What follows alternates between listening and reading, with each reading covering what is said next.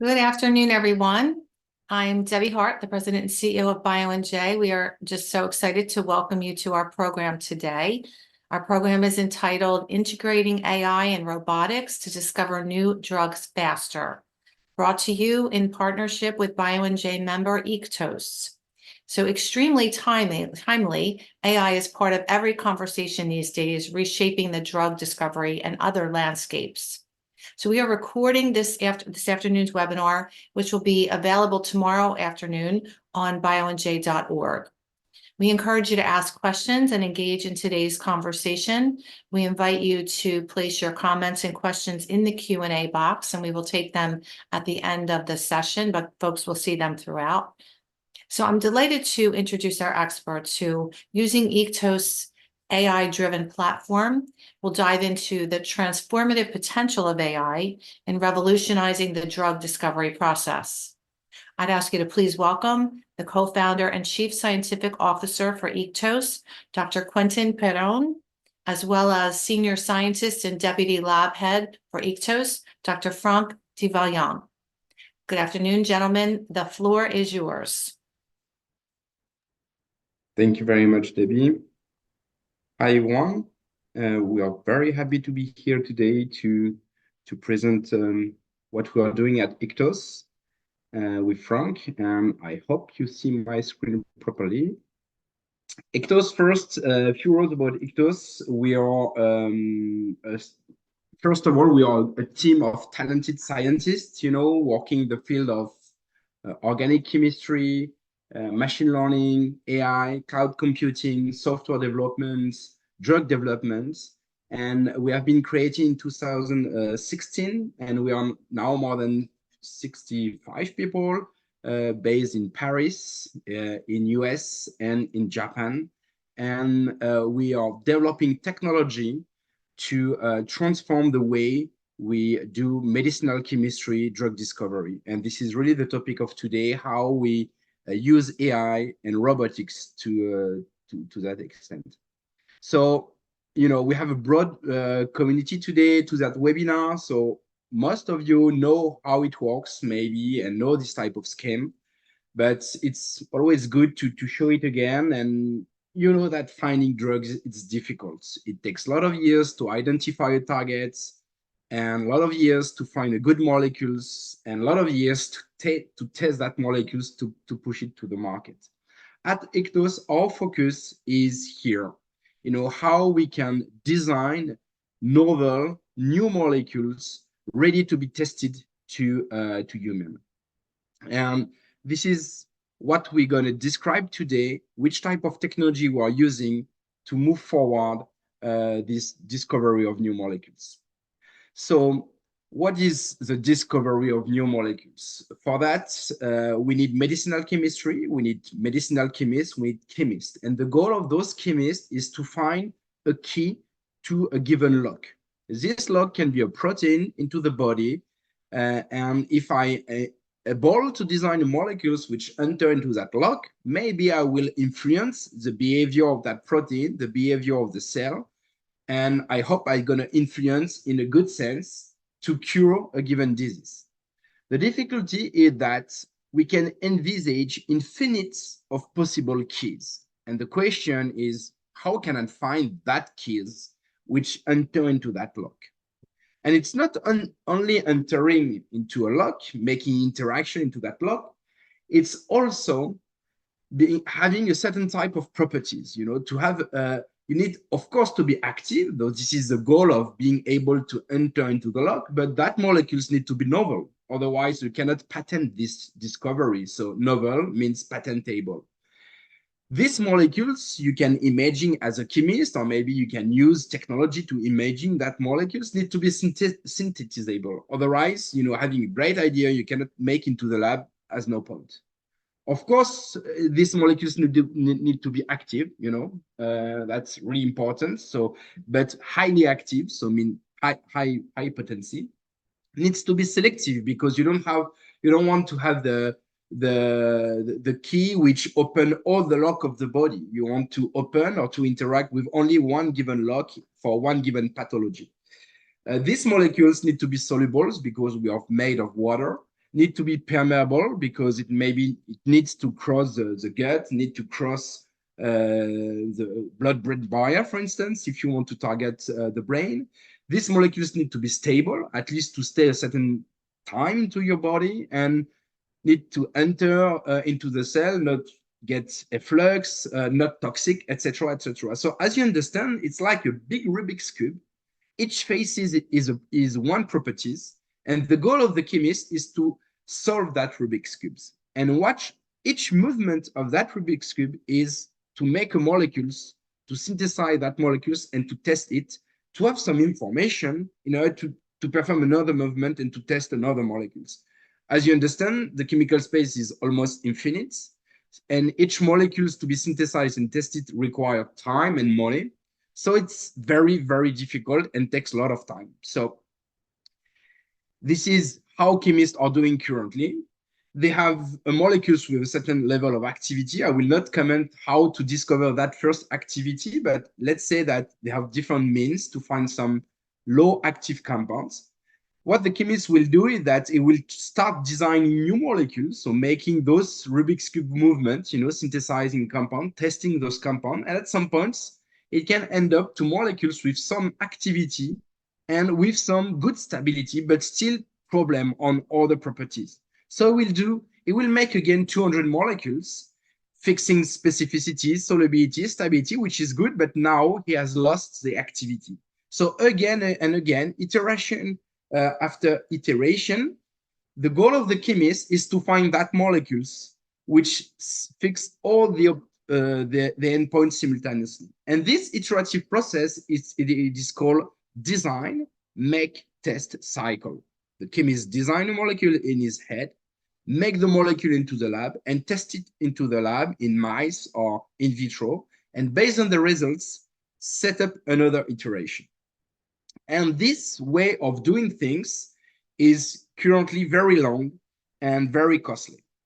Why? Because this process is today highly manual. You need to think about the molecules. Of course, you have some software and technology, but they are really far from perfect. So chemists usually use a lot their brain, literatures, gut feeling, understanding of what happened. Then once the chemist has been able to write down a list of molecules to make, he needs to find a way to make those molecules, go to the literatures, organize the workload, order the compound, and then go to the lab, set up the experiments, and run the reaction, extract the product, and purify that product in order to have a pure powders to be ready to be tested. This process is very manual, very long, and that's why it takes a lot of years, costs a lot of money, needs a lot of molecules to find the molecules ready to go to human. So the question is how AI can help on that. So I think today everybody is familiar with artificial intelligence. For me, the definition of artificial intelligence is an algorithm which has ability to predict something very complex. And as you can see here with ChatGPT, now everybody knows the power of AI thanks to ChatGPT. You ask a question, you have an answer. You have plenty of other AI now which generate image, videos. It's very impressive what we can do with AI today. But AI in the field of drug design, drug discovery, people are working on this type of technology since some years, but it's less visible compared to ChatGPT, of course, because it's expert fields. But a lot of AI have been developed to work on the protein structure prediction. This lock I just showed previously, how to predict the form it can have. Like how can I predict if my molecules will be active in a given lock, like affinity prediction? How can I deal with billions of compounds in cloud computing using some sort of active learning, machine learning technologies? Also, when you find the molecules, how to make sure that these molecules is doable into the lab, which is called retrosynthesis. It's like Go game or chase game. It's very complex to find ways to make a molecules, but now AI can help a lot on that. And of course, how to generate those new ideas, those new molecules. So at Ictos, we have been involved in that field since 2015. And the first idea we have with my co-founders was, okay, we see like auto-completion on Google. You start writing something and Google finish the sentence. It was before ChatGPT. And at that time in Toronto, Montreal, a lot of algorithms were published around this type of auto-completion, long short-term memory algorithm. And at that time, we had these ideas to use this technology not to speak French or English, but to speak smiles. And the smiles is this piece of text, which is a way you can encode molecules. And based on that ideas, we decided to start Ictos, to use this type of technology, innovative technology to generate molecules, which have with nobody thought about before. And 1 year after Ictos incorporation, first publication arise into the literatures from Toronto and Harvard, where they show that they can use AI to generate molecules. So basically, they had the similar ideas we had, and they published that at a year. And after that first publication, plenty of papers arise into the literatures, and all scientific in the world design new architectures to generate new molecules. They rapidly understood that this type of new technologies are very powerful for drug design, drug discovery. So plenty of company raised, some before this wave of AI, of course, some after. And you have two main topics where they use AI for drug discovery. You have the biological domain, where people work on image, like X-ray, like biological images, photos of cells. You have companies working more on the chemistry aspect, and some other company in the middle. But from all those companies, no AI-driven lab has been published yet or explained yet, how we can use AI to discover new drugs with robots. So we decided to work in that direction. So at Ictos, we have developed our AI to generate new molecules, so what we call the design, and to find a way to make it the make. So it's virtual, the make here. That's why it's only part of the make. And today we will see the other part of that make, how we make it real into the lab. And we show you how we do design make tests at Ictos. We have developed the design part with Micah, with plenty of program and companies where we have collaborated with them using AI to design new molecules. And all that knowledge and understanding how AI can design new molecules, we have encapsulated that knowledge into our software, which is called Micah. And Spire is another software for retrosynthesis. So the design make test at Ictos is the following. So we have Micah, which our AI, which can imaging new molecules. We have Spire, which tells you the recipe, I would say, to make that molecules, which is directly connected to ELICA, a technology which works with our robot, a technology we have developed which works with our robots to execute the recipe found by Spire.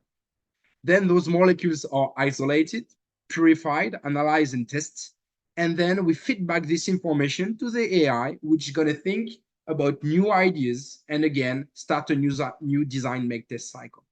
So the goal of the Ictos robotic platform is really to automate as much as possible what is currently done in classic laboratory in order to accelerate that design make test cycle. So I think it's very important to understand that we are not doing only automation. We are building something which is autonomous, because automatic is something which has no intelligence, which is doing the same task every day. It's very good to increase productivity. This is what you can find in a car factory. But in our platform, we are not designing the same car every day. We are designing a new car every day. And so we need something which is autonomous, which makes decision, which performs different tasks every day, not only to increase productivity, but to solve problem. And the problem we try to solve It's to find a new molecules which going to be active with a very nice profile, optimizing plenty of parameters. So in the field of autonomous car, what we believe is key elements of that of autonomous car is AI, because we know navigation system, car are old technology, and we see autonomous car only now. It's starting, and why? Because we have AI. AI is the only technology capable of understanding the environments to take decision. Okay, and this is why we believe that we are ahead in this race of designing lab automation, autonomous lab. It's because we master the two main pieces of such platform, which is how to generate molecules and how to find routes to make those molecules. And this is what we're going to show you today across Machia, Spire, Ilaka, and the platform. I will start with Machia, and then I will let Frank present the rest of the platform. So Machia is our generative AI technology at Ectos, which takes plenty of parameters to design an optimal molecule. So inside the platform, you can upload your data, you can build models, machine learning models, QSAR models, to help predicting if a molecule is going to be active or inactive, soluble or not soluble. Then you can also put directly inside Machia the lock in 3D, so the protein in 3D, and trying to generate molecules which are going to maximize the interaction inside that protein. So we have different types of generative AI which are capable of designing from de novo a new molecules, maximizing all the scores you have been able to put in place inside Machia. Of course, our design technology takes into account synthetic feasibility. We have access to Spire. And you can also take advantage of your in-house score during that generative process through API Gateway. I think it's important to make a focus on our generative AI technology. We have a unique and proprietary technology to generate molecules, because we have been able to set up this generative AI, which is quite unique. You will not find that into literatures. Our generative AI basically think like chemists. It builds molecules by combining building blocks and reactions. So growing molecules in that way makes things very efficient, because you generate molecules which is by design feasible, because you take into account chemistry during that growing phase. Just to give you an example, the AI will start with these building blocks, which is commercially available, predict that it's good to cleave this protecting group. Then these new fragments coming from that reaction, the AI will predict that it's good to add these building blocks, which is commercially available, to form that molecules. And at some point, decide to stop. You can do several steps as much as you want, but at some point, the AI will also take the decision to stop that growing phase, because you end up to molecules which is good enough to be scored. Then these molecules is sent to scoring function, which can be, as I explained, QSAR model, 3D score, ligand-based, structures-based, physics-based score. And we feed back this information, all those scores, to the generative AI, which is going to take other decision, maybe keep starting with that building blocks, but engage with different type of other building blocks, other chemistry, other name reaction, to optimize that molecules in situ. And thanks to with this generative AI, basically we can do plenty of type of reaction. A plus B gives C reaction, A gives C reaction. We have more than 2,000 name reaction. We can grow, we can link, we can do macrocyclization. Basically we can do everything. We have done the math, and we can reach a chemical space of 10 to the power of 27 possible molecules, almost infinite chemical space. Just to show you how it looks like, we have Machia basically, where you have a listing of molecules. You can also see the decision taken by Machia to generate that final molecules. And you can also see your generated molecules in 3D inside Machia. Then Machia produce a listing of molecules. And the question is, how can I, once I have done my selection as a chemist, how can I go from this virtual listing proposed by Machia to powders ready to be tested? And now I will give the floor to Frank. Okay, so then for all the molecules generated with Machia, we will need to find routes that are suitable for a synthetic platform. And this is what we need, why we need a retrosynthesis tool to make the first connection from the virtual world and then to try to bring them into reality. So Spire is our retrosynthesis software. It is a Monte Carlo tree search algorithm. It's basically template-based approach, and it's 100% data-driven with reinforcement learning and deep learning. And Spire allows fast exploration of plausible routes. It provides a feasibility score for each route, and it can work actually under specific constraints. So it's why, for example, you can use the price, you can use the availability of building blocks by doing requests to providers. You can also make some constraints under name reactions that you master in your lab. And you can also input some specific intermediates that you may have already in the lab. So as a chemist, it's a very intuitive tool, and it's very easy to play with this with constraint. And it's actually free to use for 30 days. So you can directly create an account on spire.ai and give it a try. And then it's also possible to train Spire with the data of your own ELN and then train on a specific data set. So this could be very useful and successful for some experiments that you may want to run. And for example, in our robotics platform, we already branched Spire directly via API. So this is directly automated.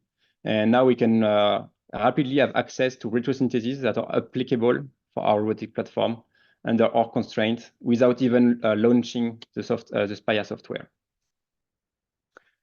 So what we will recover, if you go to the next slide, what we will recover from Spire actually could be a procedure that is very detailed and directly taken from a database from Pistachio, a patent database. And usually it's what will be the most similar reaction that will be proposed by Spire. And at Tictos, what we develop is a natural language processing tool that actually allows us to extract all this important information of a chemical reaction procedure. And by doing so, in 2 steps, we can get all the important data for running the chemical reactions. However, we know that it's a database coming from patents, and it will be very specific to a specific scale sometimes, or a specific chemistry, and that may be not compatible with our robots. So therefore, we use actually this tool only to get insight and support for our chemists to design the template of reaction that we will use on the platform. And this is why we will need to go on the next slide and involve Ilaka. And Ilaka will help us to go from Spire to the robot by playing with all the different routes, organizing them, and then being able to run them on the robot. So to do so, we will need to have 2 things. First, we need a general program for the robot. And then we will need a suitable interface to facilitate the user experience and be able to use and deal with this great workload. So Ilaka actually is making this as a very simple interface for chemists. And we will able the chemist to create new template of reaction or experiments. So basically to make reaction a little bit, let's say, on the fly. But we can also schedule very complex campaign up to 96 reaction. And like this, we will apply this in medicinal chemistry program where we can work with different projects simultaneously. So if you go to the next slide, yeah. Ilaka here will actually cluster the synthetic group available from Spire. And by doing so, we'll be able to masterize the workload and be able to push it directly to the robot. So what is the robot at Ictos? We decided to use ChemSpeed robots, as you can see here in the lab. It's the Swing platform, which has a relatively small footprint in the lab. It's reliable and robust, and it has been designed by Ictos according to our specific workflow. So we want to make organic chemistry, and we want to automate this organic chemistry and make the platform autonomous. If you go to the next slide, you can see that we have the layout here of ChemFeed and how we designed it. We have 4 tools: the GDU as a solid dispenser, the liquid dispenser, the 4 needle head, and at the bottom we will have 2 grippers and 1 scanner. And with these 4 tools, we can make inventorization step. Basically, we can hold and move vials. We can read the barcodes and make a database operation. And after, we have a lot of position of vials. And like this, we can dispense solids and liquid. We can also heat up and cool down the 2 reactors that are on the left. And you can steer and shake these 2 reactors. At the end, of the process, you will go on the right part of the platform, and you will have the filtration, the SPE filtration, solid phase extraction. And we can also, if you want, evaporate solvent, but we don't use it usually in our laboratory. We use a Genevac for accelerating the evaporation step. So as you can see here on this screen, there will be 48 reactors, 48 position per reactors, and this allows us to run 96 reactions in parallel. So this is quite a high throughput synthesis, and this is relatively unique for medicinal chemistry program. And so if you go to the next slide, we can use our robots to design and develop our reaction. So what we wanted to do is to take actually the 51st most occurring NAM reaction in medicinal chemistry. And we already investigated 13 NAM reaction in this list. And by experimenting, we actually found that we need sometimes more templates for one NAM reaction. So it's why we have currently 45 associated templates. And by templates, I mean different reaction conditions. So for example, for a Suzuki coupling, it could be a different catalyst. Or for amide bond formation, it could be different type of reagent for making the peptide bonds. And our goal is actually to reach 70% of on the first pass when we make and try a new campaign. And by masterizing actually all these NAM reaction, we're already able to capture and cover a very large and wide chemical space. So you can see here all the palladium coupling are masterized and the amine reactivity. And with the robot, we have the second mission, which is running the synthesis campaign. And by doing so, it's usually tricky because either you are working on one project and you do it a bit slowly, so you need to explore one by one each project. Or if you want, you can try to make several projects simultaneously. It's what is usually happening in a medicinal chemistry department. So here I just took 3 examples where you may have different exit vector on different projects. So in the first case, you will have aryl bromide as the exit vector. And for example, you want to explore the chemical space around bromo-Suzuki coupling and bromo-Buchwald. And for that, you may need different catalysts, different base already, and also different solvent mixture. On the second project, you may want to explore the amine exit vector on scaffold for peptide bond synthesis or for sulfonamides compounds. And here again, you will need another type of reagent, another type of solvent mixture, and different range of temperature. And finally, on the third project, for example, you will have a phenol as an exit vector, and you want to run either SN2 alkylation or Mitsunobu aryl ester synthesis. And then how can you provide a workload that is efficient for that? And so if we go to the next slide, you will see that it's at Ictos, what we want to do is actually the batching. Our 2 reactors can have a different temperature, and we will try to associate the different NAM reaction and different targets in one reactor. So in this case, for example, on the reactor on the left, you will try to make the bromo-Suzuki, the bromo-Buchwald, and the SN2 alkylation, for example, at 80 degrees for 10 hours. And on the reactor 2, you will run the peptide coupling, the sulfonamide bond formation, and the Mitsunobu at room temperature overnight. And this is how we will try in an ideal world to make it and maximize the capacity of our robots, and also how we will try to handle different projects that are not related and that could be very difficult if we are not using very good tools. And this is why we have ILACA. ILACA will help us actually to find the good way to do this, because in the real world, you will have chemicals that will not arrive directly, so you have a delay in the delivery of your building blocks. You may have a change of priority of projects, or on the day first day you plan your reaction, you think that you want to do it like this, but the day after your chief will say, oh no, we want to do this first, and then you need to reorganize. Ilaka, by doing a click, you will need to be able to reorganize it very quickly. And then when you're ready on the D-Day, directly you can push it and create the reaction template that is readable in the database, and that can send the execution step to the robot. And you can see then there will be inventarization of the robot, and then the robot will be able to execute the chemistry. As soon as the chemistry is performed, you will have status of the different steps that will be sent back to the database. And actually, we will be able to capture all the important data that is required for writing ELN reactions and to protect also the IP. If you go to the next slide, yeah. So once we have made all this reaction, an important bottleneck could be actually the purification. So currently in our laboratory, which is rather small, we are not able to purify, but we found very good partners that are able to purify at high throughput. So this is something that we are actually doing externally, and the analysis and testing also.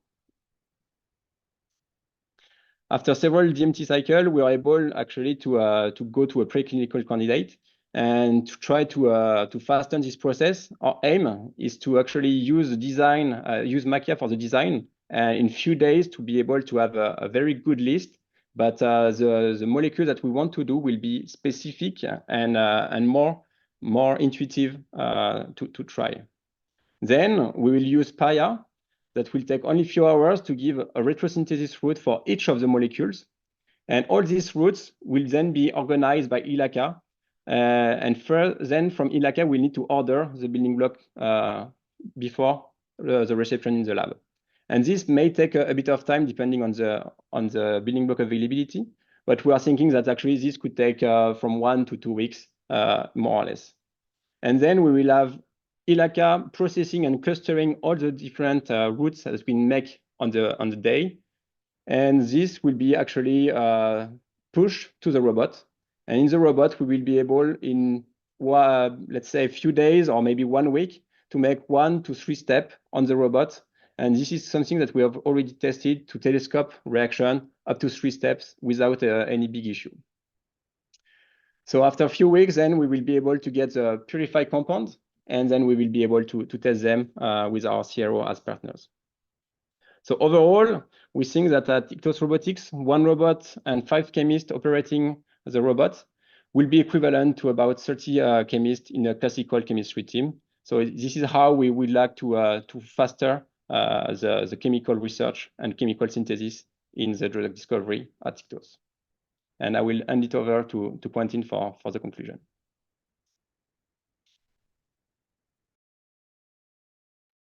Yeah, thank you. Thank you, Frank. I will go back to the diaporama. Yeah, so I understand, our goal is really to help basically to help the chemists to be able actually to be at the heart of the platform and not to be replaced. I think it's very important to see that AI and robotics is here to become associated with the chemists. It's really co-pilot technologies where the chemists can use Machia to generate new ideas, inspire. Then you have Ilaka. In Ilaka, the chemist can still take decision to modify some things if he wants, and then having back the results and trying to to reflect on it. And during that time, the chemist has time to read literatures, to get informed on the competition. So we really want the chemist to be focused on some high added value task rather than going to the lab and launching chemistry, etc., etc. So I think we have been able to see what we are doing in the lab, and it's important to distinguish myth versus reality. And some people think that robotics can do everything without human intervention. You can go from nothing to a preclinical candidate in 1 click. You can do any type of molecules, chemistry, design. This is all part of the myth. The reality is really where what we have presented today. Some action are still faster with human, and we keep human into the loop. The chemistry needs to be controlled because a robot cannot do everything. That's why it's very important in such framework. You need a good AI, good retrosynthesis technology. Otherwise, you cannot run anything on the robot. It's very important to understand that the chemist is really at the heart of that generative process. You know, it's like if you ask an AI system to generate images, you know, you still need to provide a question to that AI to generate instruction to that AI to generate images. So human is really at the spark of creativity. And so at Ictus currently, we are using this robot and the robotic platform for internal program. And this platform will be available soon, in Q2 this year, open for collaborators and collaboration. Thank you. And before, I think we have time. Yeah, that's 5 minutes. I can share with you. Sorry, I will not this one. This one here. Okay. Here, I can share with you some a rapid video. I think we have 5 minutes where we show you the full process. So basically here, I am in Machia. I'm asking Machia to generate new molecules, maximizing a certain shape, a certain pharmacophore, and Machia produce this type of new molecules. I can superpose this molecule in 3D to a given reference. So here it's ligand-based, but it can be structure-based as well. And then Machia also provide me different type of scores that I'm trying to optimize, but also decision taken by Machia to build that molecules. Then if I click to Spire, Spire propose me a route to make that molecules. As you can see here, I found hundreds of possible routes if I use the full chemistry available. But here I have Ictus Robotics setups where I will ask Spire to find routes which are compatible with my platform. And here you have all the name reaction which are available in the platform. In that case, I found much less routes, and at least I found routes where the system proposed me ways to make that molecules with the robotic constraints. And then I switch to Ilaka, where I have all my templates, all the reaction available into the platform. And this is where Ilaka will be able to schedule that campaign, giving all the information. So I make a selection, and for each compound, I have all the information, the solvent, the catalyst, etc. And then all those instructions are sent to the lab into the ChemSpeed platform, and then the robot execute the chemistry by first step. Maybe I don't know, Frank, if you want to comment here. The first step is needle. Okay. We have the prime of the needle that is required to make sure that the needle is working correctly.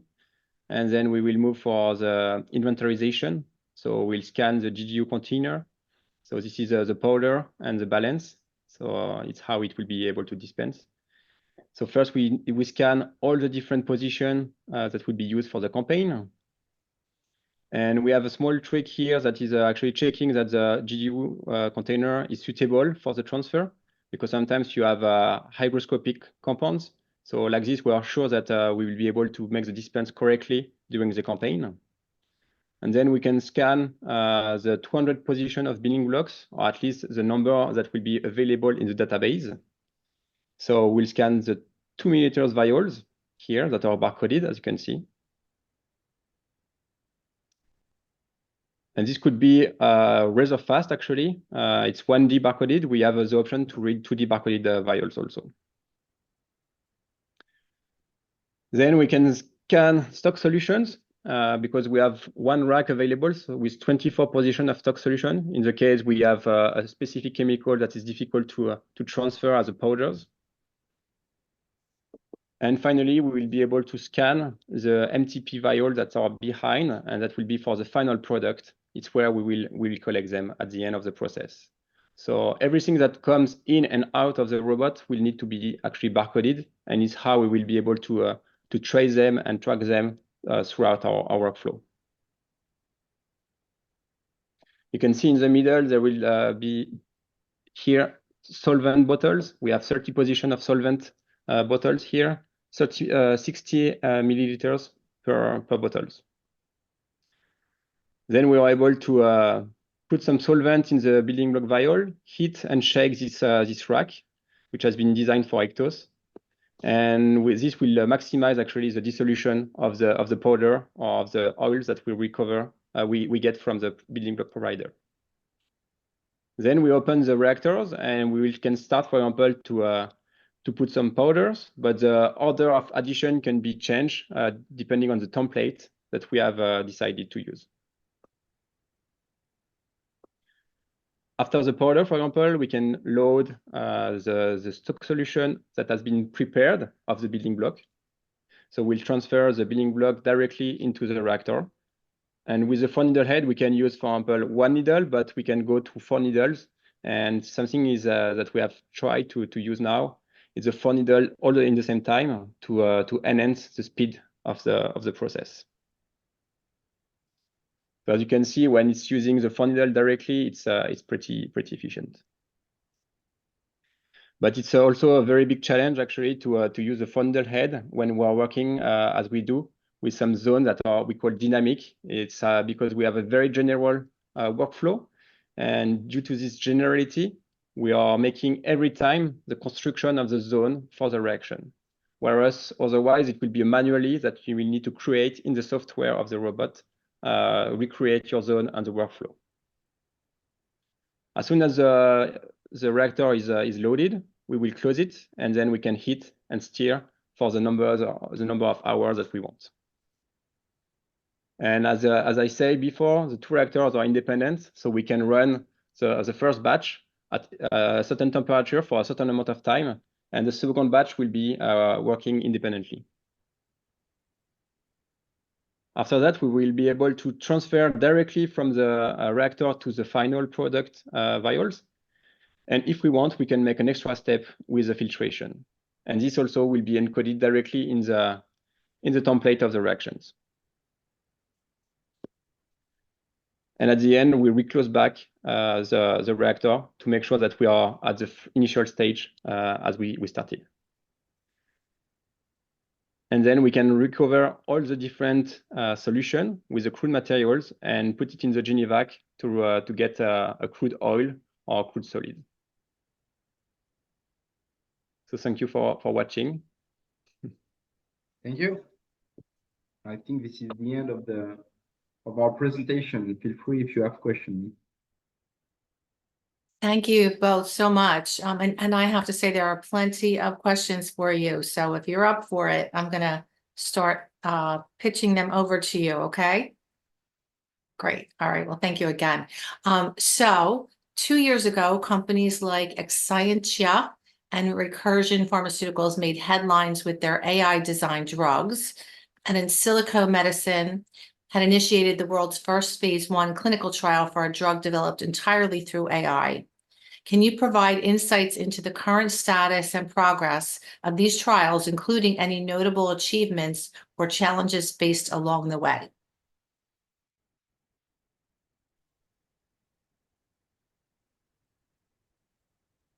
I'm sorry, I'm trying to unmute myself. So I don't have any information about those trials right now. You know, it's you know, Exscientia and Silico and all those companies, Recursion as well. They claim that they have molecules produced by AI into clinical trials, and I think that's really cool. And we hope that it will be pushed forward as fast as possible. AI is a very efficient tool to generate molecules, as I showed you, and to propose ideas. But you know, it's having molecules into clinical trial. It's something very good, but it's not the end of the road.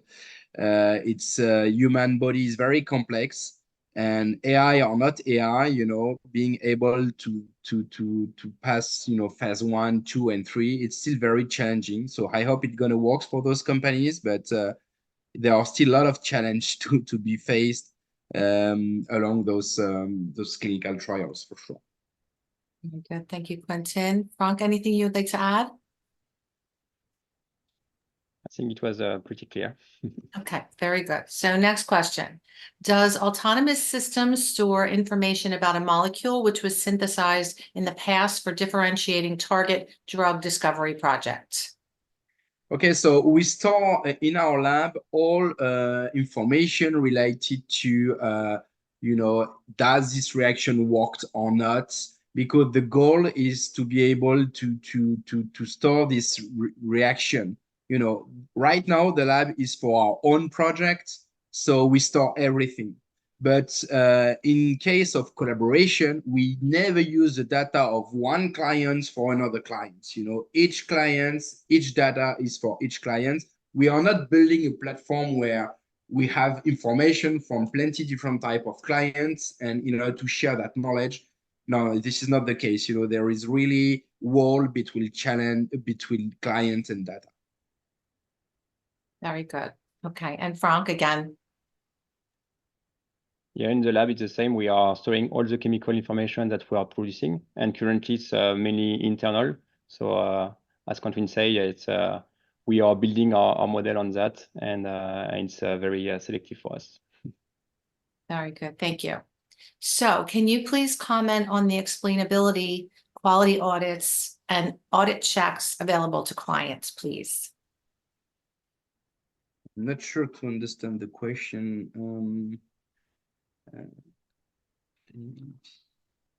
The way it was written, I'll just repeat it just in case. Please comment on the explainability, quality audits, audit checks available to clients.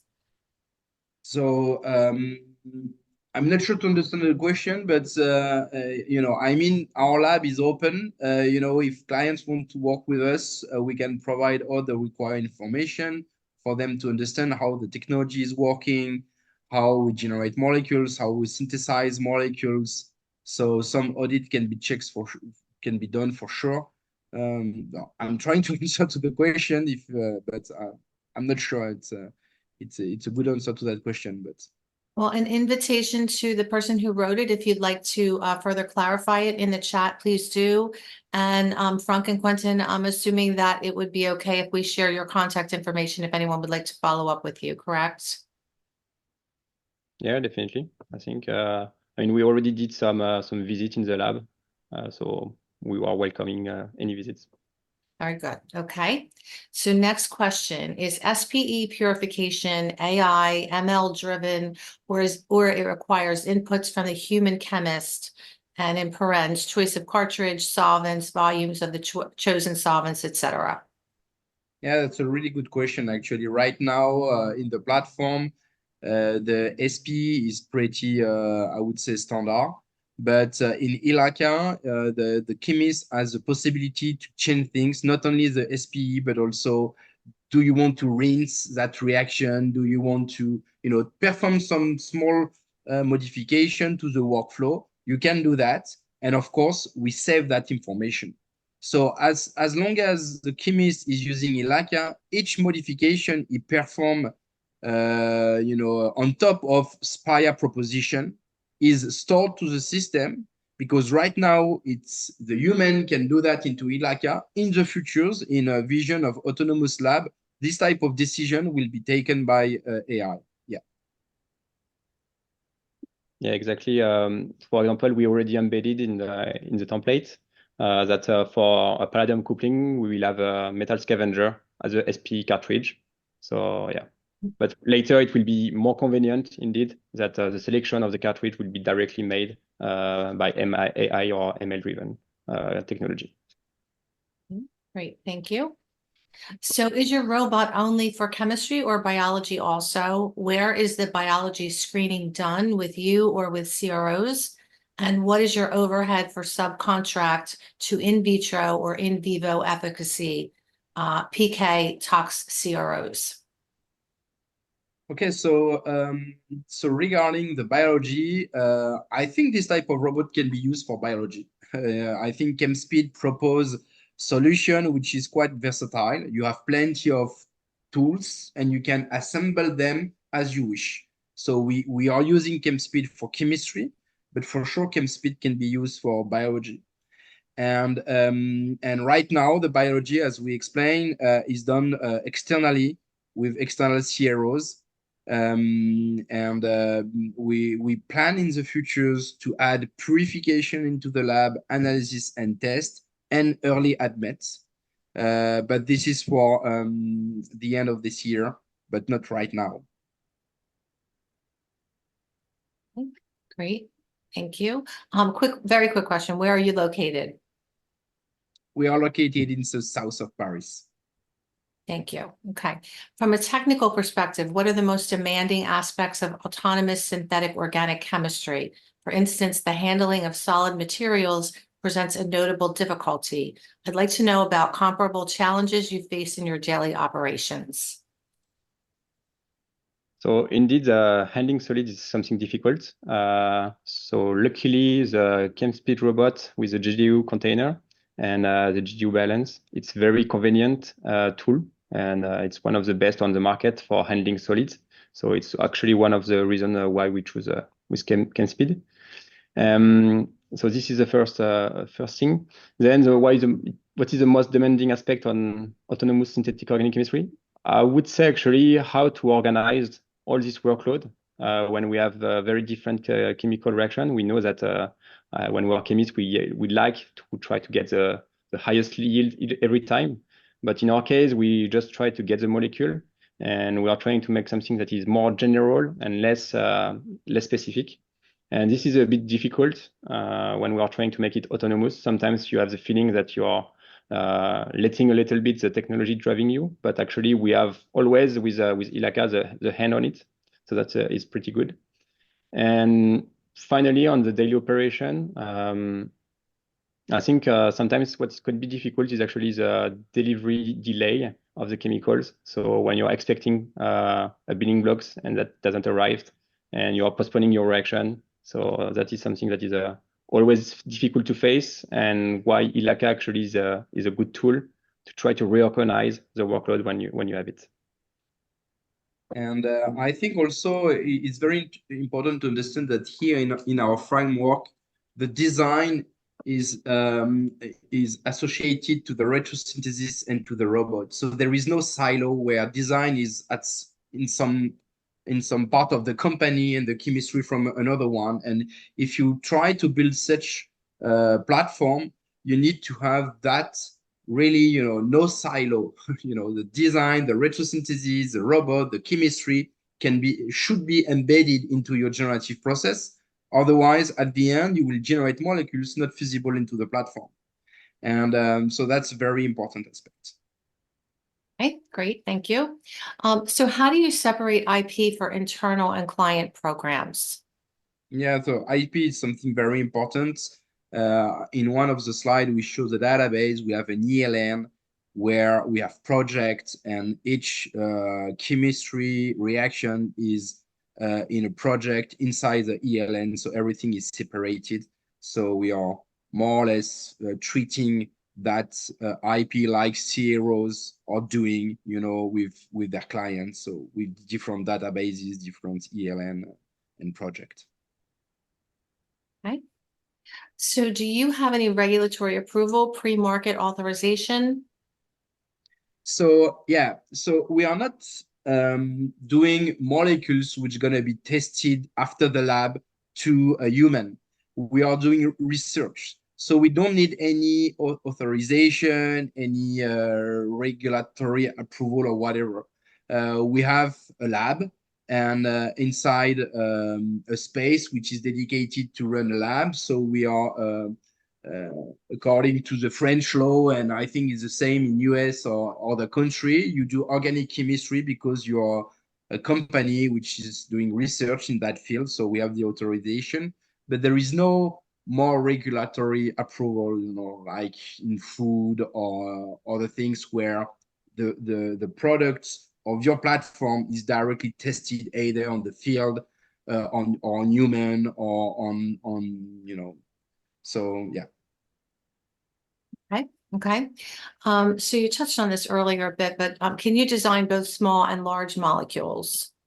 It depends what is the definition of large molecules, but we are working in the field of what is called small drugs. So I think it goes to up to 700, 800 molecular weight, I would say. But, you know, we don't have limitation. What we cannot do here is very big peptides or, you know, monoclonal antibodies or this type of things. But I would say classic organic chemistry with small to large molecules are doable for sure. Like PROTAC, for instance, this is something we could handle into the platform.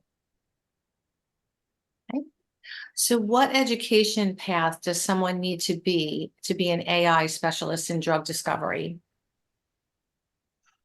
Wow, difficult question. I think you need to, I don't know. It depends where you want to do and what you want to do, because drug discovery is very broad. You know, you can be expert in AI, in drug discovery, in biology, in chemistry, in clinical trials. So you have plenty of possibilities. I think you need to be specialized either in biology, either in chemistry, either in whatever, and then you try to understand the algorithm, how it works, but you cannot be an expert in AI and at the same time in chemistry. I mean, it's very different. You can be expert in chemistry, understand AI, be expert in AI, understand chemistry, but you cannot be experts in those two very demanding fields. Okay, thank you. And the questions just keep coming. I think we're going to run out of time. How do you validate the molecules are good to be made, like generative model validation? How many of these molecules are a good candidate in reality? That's a good question, and this is really the beauty of our generative AI. When we generate molecules, we have very, very high chance to be able to make that molecules, because our generative AI takes chemistry into account in its generative process. And so usually, you know, from Machia to Ilaca, let's say that 80% of the molecules are doable into our robotic platform. And then from the robotic platform to the porter into the end, I would say 70%, something like that. So overall, we have a very high level of success from the virtual design to the porter on the bench. Okay. How would you feed your robots with human inputs, by prompting engineers or prompting chemists? Prompted chemist. So it depends. When we develop the platform, we need engineers for sure, but when on a daily basis, it's chemists who play with the system, because we have developed Ilaca. Because the software sold by ChemSpeed is very, very complex, and it's very difficult to be an expert of that softwares. And we wanted to have a platform where chemists could you know, work with that platform without to be an expert of machine learning or coding or whatever. So we have put in place Ilaca, which is a very simple interface where chemists can prompt easily the platform thanks to you know, sketchers, molecules, classic ELN inputs in order to communicate with the robot, and not a very complex workflow. Very good. My team is telling me that we are out of time. I'm so sorry. We have one or two questions. If anyone would like to have your question answered, please email it to bionj@bionj.org. We will get it to these kind gentlemen. And Quentin and Frank, thank you so much for your time, for your very interesting presentation. For everyone, again, a recording of the program will be available on our website tomorrow. If you're not a BioNJ member, please consider joining. Sherry Hennessy would be more than happy to talk to you about that. We have lots of interesting programming coming up, including several that will cover AI-related topics and many others. So thank you again, everyone. Gentlemen, thank you for your partnership, and have a great day, everyone.